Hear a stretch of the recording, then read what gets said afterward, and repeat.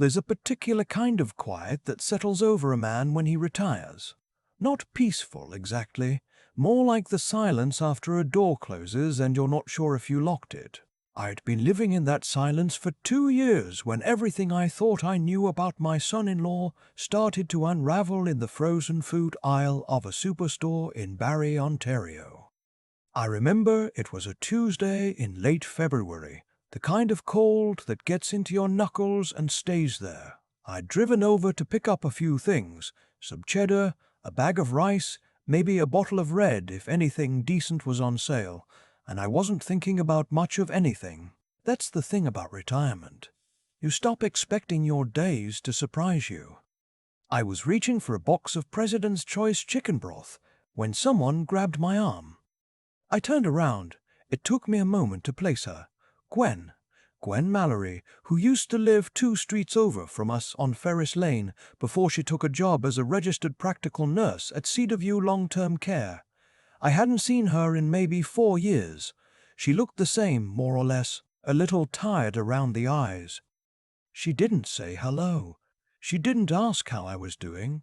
She just looked at me with this expression I couldn't read, somewhere between pity and urgency, and she said quietly, "I need to ask you something and I need you to be honest with me. Does your daughter know what's happening with her father?" I said, "Gwen, I am her father." She blinked. "I know that. I mean her father-in-law. Does she know the situation over at Cedarview?" I stood there with the chicken broth in my hand and said I had no idea what she was talking about. And Gwen looked around like she was checking whether anyone was listening, and she told me. I drove home in silence that night, didn't turn on the radio, didn't stop for the wine. My daughter had married Marcus 12 years ago. She was 31 then, working as a dental hygienist in Aurelia, and she'd met him at a friend's engagement party in Collingwood. He was charming the way some men are charming, effortlessly, almost carelessly, like it costs them nothing because for them it doesn't. He had opinions about wine and talked about his work in commercial real estate with a kind of confidence that makes other people feel reassured without quite knowing why. I didn't dislike him at first. I want to be fair about that. I had no reason to. He treated my daughter well in front of me, always remembered to shake my hand, always asked about my knee, always brought something decent when he came for dinner. A man can do all of that, and you still get a feeling sometimes. A low-grade hum of something not quite right, like a refrigerator making a sound it shouldn't be making. You learn to tune it out. You tell yourself you're being protective. You tell yourself you're just what fathers do. My daughter called him a hard worker, and he was. I'll give him that. He built up a decent book of business over the years, property management mostly, some residential sales. They lived well. A nice house in Innisfall, a couple of good vacations every year, their daughter in a good school. My daughter worked part-time after my granddaughter was born. Marcus told her she didn't have to work full-time anymore. He said he wanted her to be there for the baby. She thought that was generous. I thought about it differently later. His own father, Gerald, had retired from 30 years in the trades, plumbing mostly, and when his wife passed about 6 years ago, he started to decline the way people do when the person who organized their life is suddenly gone. Not dramatically, just slowly. The house got dusty. He stopped cooking real meals. Marcus arranged for him to move into Cedarview. Said it was the best facility around, that he'd looked into it carefully, that his father would be well looked after. My daughter drove out to visit Gerald herself a few times in the first year. She said it seemed fine. Clean, she said. The staff seemed kind. Then she stopped going. Marcus handled the finances. He'd set up an account for the monthly fees, around $3,200 a month, which is about what a mid-tier long-term care bed in Ontario costs once you factor in the accommodation charge and the extras. He told my daughter the government was covering a portion, and the rest came out of his father's pension and their family's contribution. She didn't ask to see the statements. Why would she? He was her husband. Gwen told me, there in the frozen food aisle, that Gerald had been flagged 3 times in the past year for inadequate supplies, that he didn't have enough incontinence products, and the family hadn't been responding to invoices, that his supplementary medications, the ones not covered under the provincial drug benefit, had lapsed twice because the co-payments weren't being made. That he'd asked a nurse once if someone could bring him a warm housecoat because he was always cold, and the nurse had passed the message along through the family contact, Marcus, and nothing had arrived. He was always cold. I sat with that for a long time when I got home. I made tea. I didn't drink. I looked out at the backyard, at the snow piled against the cedar hedge, and I thought about Gerald, who I'd met maybe a dozen times over the years. A quiet man. Firm handshake.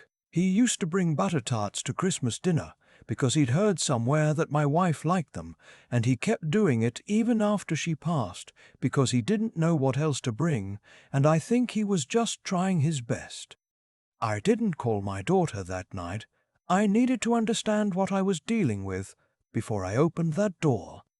It took me a week and a half. I drove out to Cedarview on a Thursday morning, told the front desk I was a friend of the family coming to check in on Gerald. They were kind about it. An older facility, mid-90s construction, clean enough, but tired in that institutional way. The carpet a shade of mauve that hadn't been fashionable since the Chrétien years. The fluorescent lights doing nobody any favors. A care aide walked me back to his room. He was sitting in a chair by the window, thin, thinner than I remembered. He had a lightweight cardigan on, the kind you'd wear in September, maybe, and it was February. The room was warm enough technically, the thermostat probably doing its job, but Gerald was the kind of man who'd worked outside all his life, and his body had its own ideas about cold. His hands were folded in his lap, and he was watching the parking lot like he was waiting for someone who wasn't coming. He looked up when I walked in, and it took him a moment to place me. Then he said, "You're Nora's father." "Nora, my daughter." "That's right," I said. "I'm Ray." He nodded. "I didn't know you were coming." "Neither did I, really," I said. "Just wanted to see how you're getting on." He looked at me for a moment with an expression I recognized. It's the expression people get when they want to say something true, and they're not sure they're allowed to. He said, "It's fine here. People are nice." I said, "Is there anything you need? Anything you've been waiting on?" He was quiet for a bit. Then he said, "Marcus was going to bring me a housecoat, a warm one. I mentioned it a few months back." He paused. "I'm sure he's been busy." I stayed for an hour. We talked about hockey. He'd been a Leafs fan since he was 8 years old, which he said was a life sentence with no possibility of parole. He laughed at his own joke, and it was a good laugh. I liked him. I'd always liked him. I just hadn't ever thought about whether he was all right.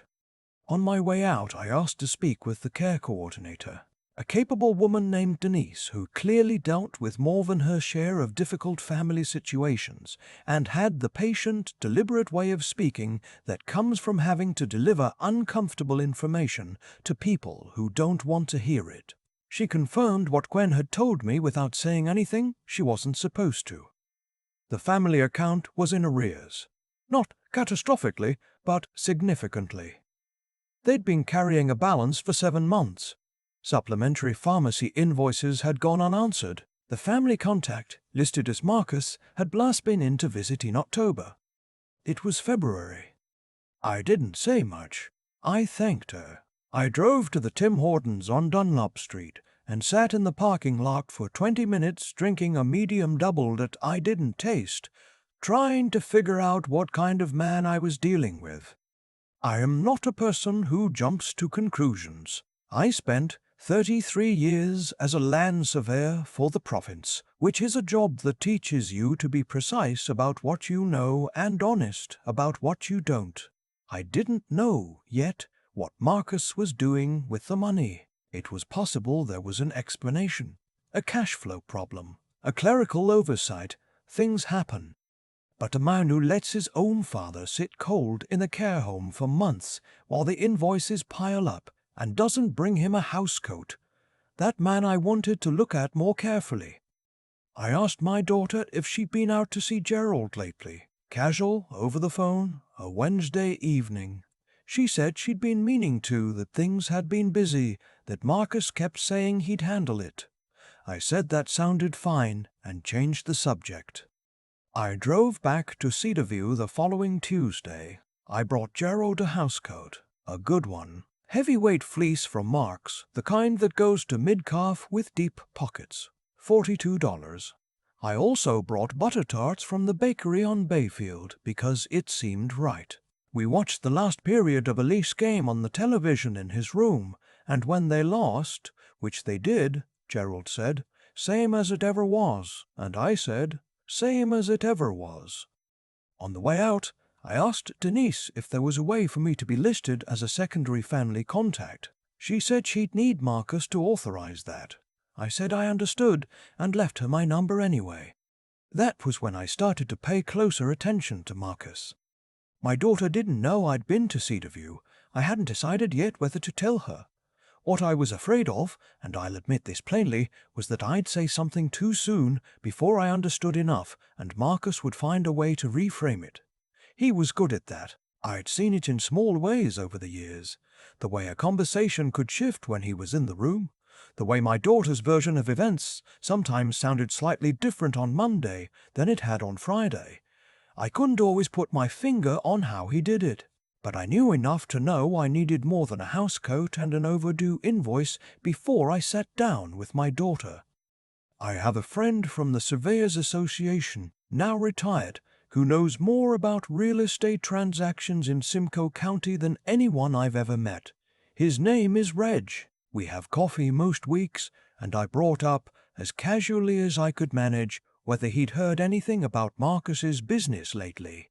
Reg said he'd had some dealings with Marcus's brokerage a while back. Nothing bad, he said, but something that had struck him as a bit of creative accounting. He said he'd always figured Marcus was the kind of guy who knew exactly where the line was and stood as close to it as he could without stepping over. I thought about that. I also started talking to my son-in-law more deliberately, not confrontationally, just making myself available. I'm retired. I have time. I'd drop by the house when I was in the area. I'd ask about his work. Marcus liked to talk about his work. He liked to explain things to people, which is a quality that usually says something about what a person thinks of the people around them. He talked about properties he was managing, deals he was putting together, the difficulty of the current market. He talked about expenses. He never mentioned Cedarview. One Sunday in March, I was over for dinner, roast chicken. My granddaughter, who is 9 and very precise about things, was telling me about a project at school. Marcus was in the kitchen. My daughter and I were setting the table, and she said almost offhandedly that Marcus had mentioned his father's care costs had gone up again, that the province had adjusted the accommodation rates. She said Marcus was worried about the finances and had mentioned maybe needing to dip into their RRSP. I asked her what the current monthly cost was. She said Marcus had told her it was up to $4,400 a month now. I didn't say anything. I kept folding the napkins, but $4,400 a month was not what Cedarview was billing. The standard rate for a basic long-term care bed in Ontario, which is regulated provincially, was nowhere near that, and the balance owing at Cedarview wasn't consistent with someone who was overpaying. It was consistent with someone who wasn't paying enough. I excused myself after dinner, said I'd forgotten I'd left something in the car, and sat in the driveway for 10 minutes doing arithmetic I didn't want to do.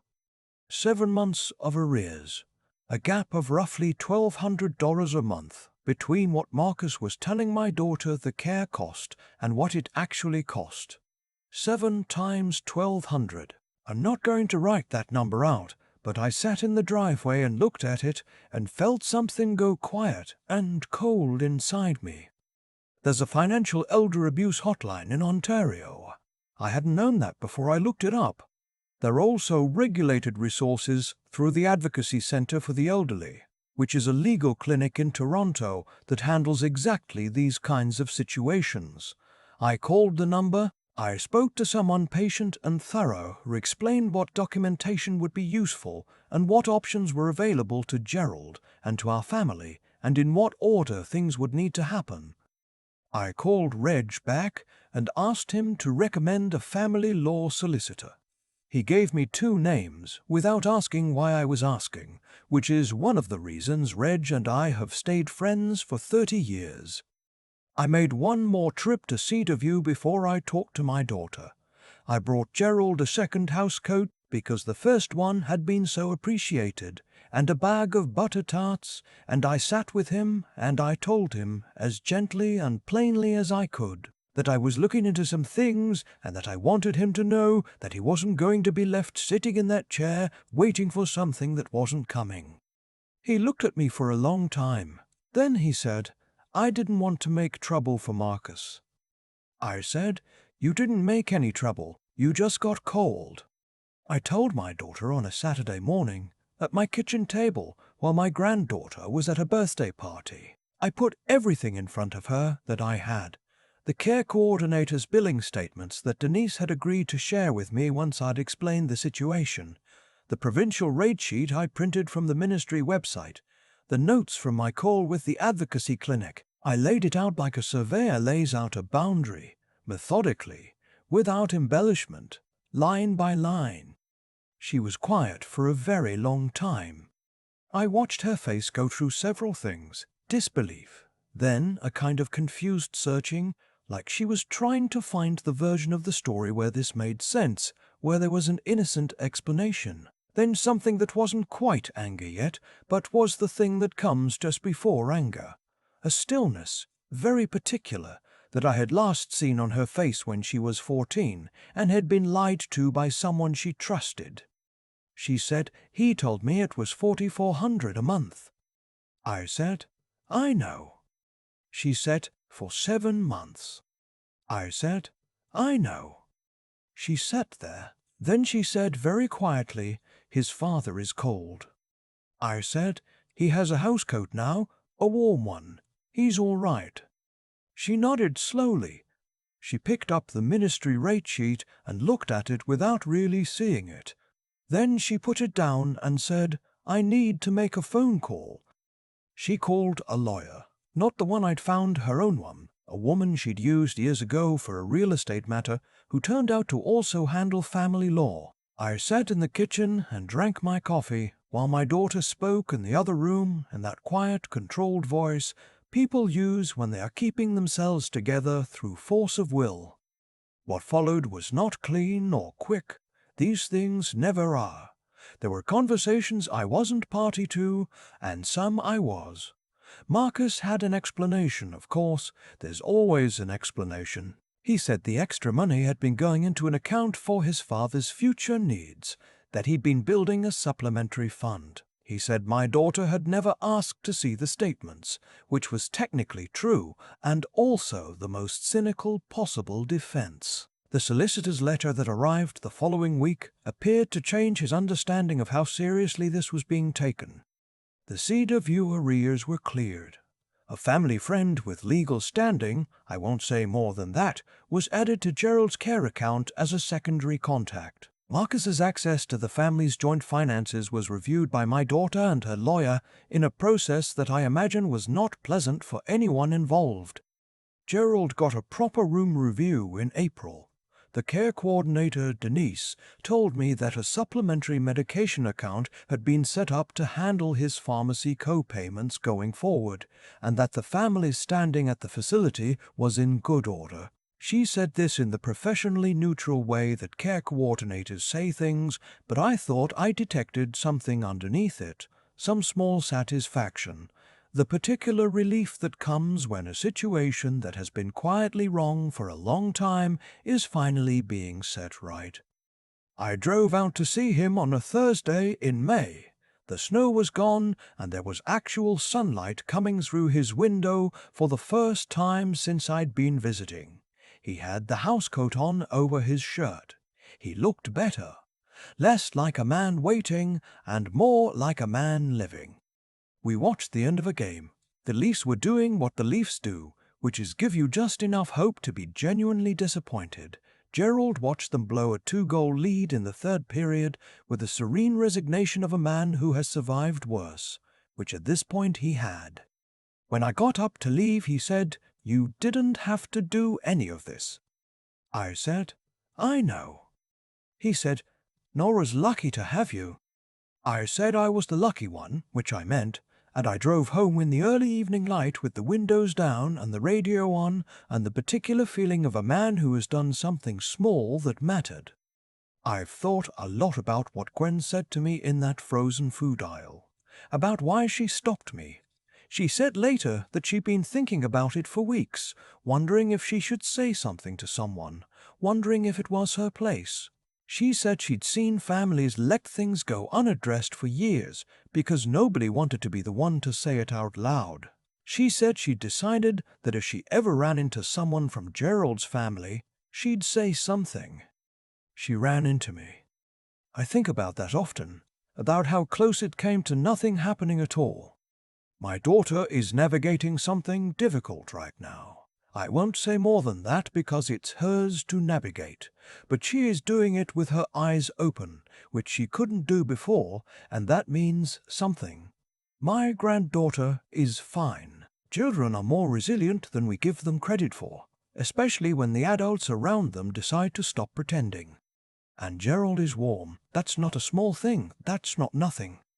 There's a family that has a father, a grandfather, who sat for months in a chair by a window, waiting for a housecoat that his son had promised and forgotten or chosen not to bring, watching a parking lot, being polite to nurses, not wanting to make trouble, a man who brought butter tarts to Christmas dinner for years because he'd heard someone liked them, and he just kept doing it because that's the kind of man he was.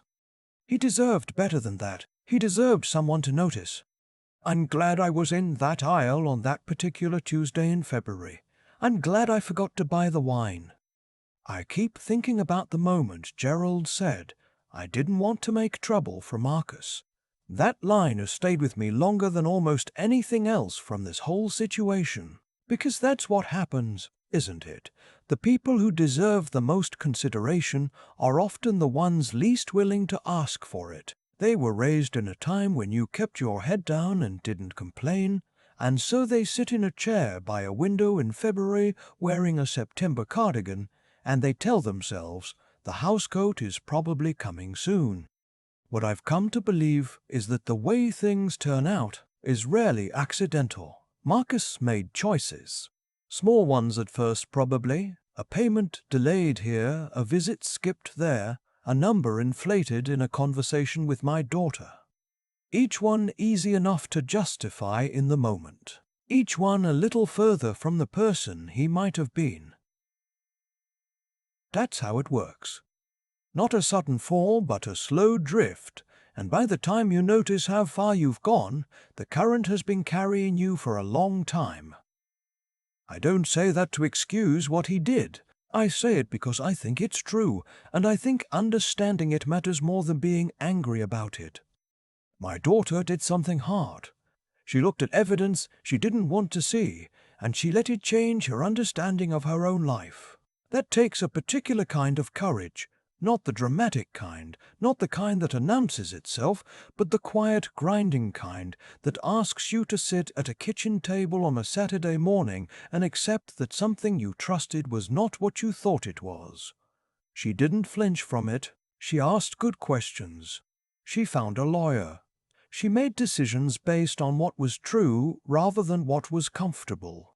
I've never been prouder of her, and I told her so. And Gwen. I think about Gwen too. She spent weeks wondering whether it was her place to say something, and then she decided that if she ever got the chance, she would. That's not a small thing. It's easy to talk yourself out of involvement. It's easy to tell yourself someone else will handle it, that it's not your business, that you don't have enough information, that you might be wrong. Gwen decided that the risk of saying something awkward was smaller than the cost of saying nothing. She was right. And because she was standing in that aisle on that particular Tuesday, a man who worked 30 years in the trades and brought butter tarts to Christmas dinner, because someone once mentioned they liked them, that man is warm now. I'm 68 years old. I spent my career measuring land, marking boundaries, making sure the lines were where they were supposed to be. Precision matters in that work. Honesty matters. You can't fudge a boundary and hope it doesn't catch up with you. It always does. I think the same is true of the way we treat people, especially the ones who won't push back, who won't complain, who sit quietly and wait and tell themselves not to make trouble. Gerald deserved better. Not because of anything dramatic, just because he was a person, and persons deserve to be warm, and sometimes all it takes is for somebody to notice. I'm glad I noticed. I'm glad Gwen spoke. I'm glad my daughter was brave enough to act. Between the three of us, we closed a gap that should never have opened. That's not a lesson exactly. It's just what happened. And sometimes that's enough.